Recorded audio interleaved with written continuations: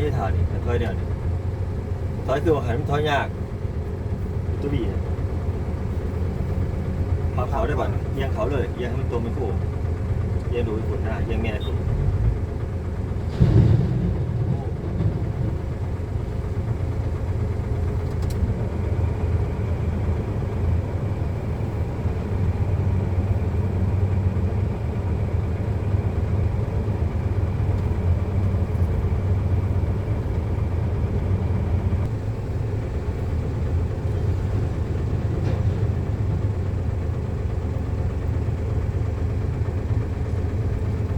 จะไปใช้ใหญ่กว่าไปธุระป่ะไปธุระ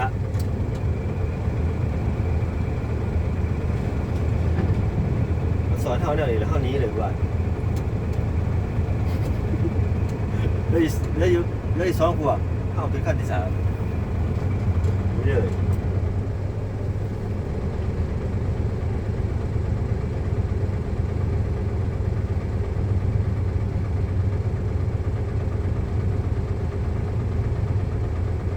จบ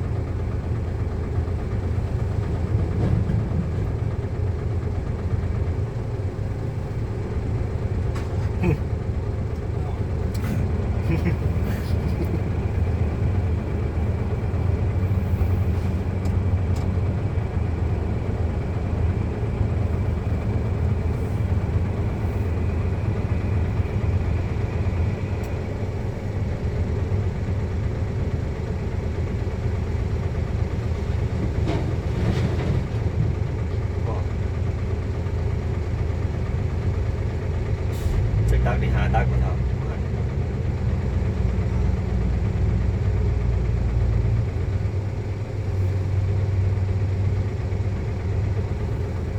เดี๋ยวนี้เงาง่ายได้ถามดิตรงมาอย่างเดียวเนาะ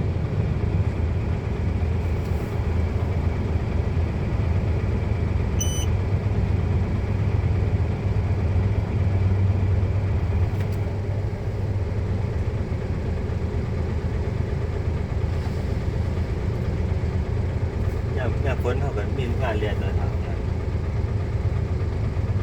คือสิแล้วนี่ตัวดาวเข้าไปเรียนงานได้เขามาหารับจ็อบได้ล่ะ